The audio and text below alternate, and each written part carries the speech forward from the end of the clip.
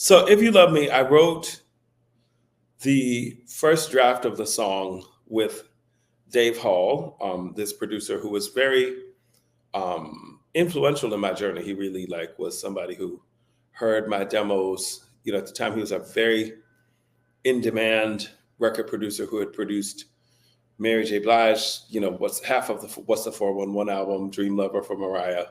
He was hot, hot, hot, and had artists begging on his door every day to write songs for them and produce. So he needed songwriters in his camp. And I met him through a woman named Cheryl Butler, who worked at Untouchables, who I met her at a fluke through somebody else, but one person made me meet, through another who introduced us, and we hit it off very well. And we started just writing songs together, not particularly for anybody in particular. We just started writing songs. He'd have tracks, tell me what you hear. Sometimes he'd have assignments on decks, like I need songs for Jade. And I believe If You Love Me, if I recall, was a song that I think we were pitching to Jade, but they didn't end up taking it. I think that's what happened. However, he sent the demo we did, because I sang the demo, because I'm a singer, so I sang the demo. And I didn't really envision it as male or female, or certainly not at this sort of women's anthem. The girls did their own demo of it in California and switched a few of the words around. Because I had written, If You Love Me, Show It. For me, it was show it, do it, say it, prove it. Because the verse said, actions speak louder than words. Nikki, she flipped the words of the chorus. She said, if you love me, say it. I remember when I first met her, I said, well, why did you put the say it first? She said, because women need to hear it. You know what I mean? I said, that's interesting, because sometimes as men, we feel like we want to show it more than have to say it. Like, you know what I mean? And she said, well, women want to hear it, so. And then Nikki added the part, she added that bridge part of the song, and then they did their own demo. And when I heard their demo, I was like, ooh, this is weird, because it sounded like the vocals sounded so big. It sounded like they were screaming. I was like, why are they screaming? You know what I mean? It just was strange sounding to me. It wasn't bad. It was just, it became so big sounding that I was like, ooh, different vibe.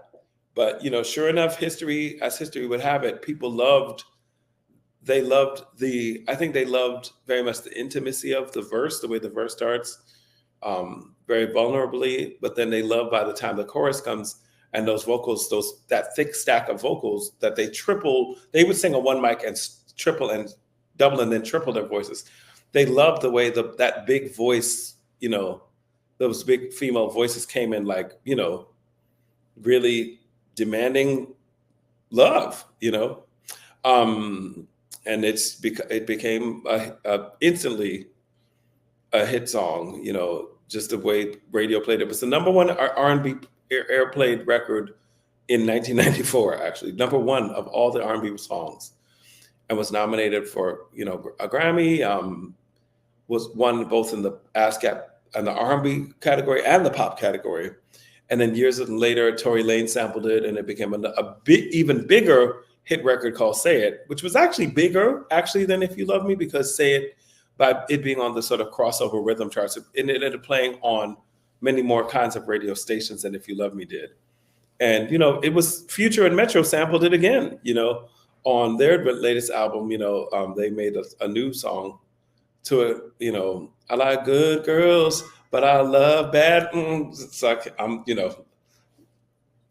that's what they said. That's what, you never know how another song is going to inspire another song. So, 30 years later, like I said, this is my 30th anniversary of being a published songwriter. The song just lives on, and different people, still find their way to it, and all kinds of people, it gets used and requested, and placed in films and commercials and all kinds of different usages over the years.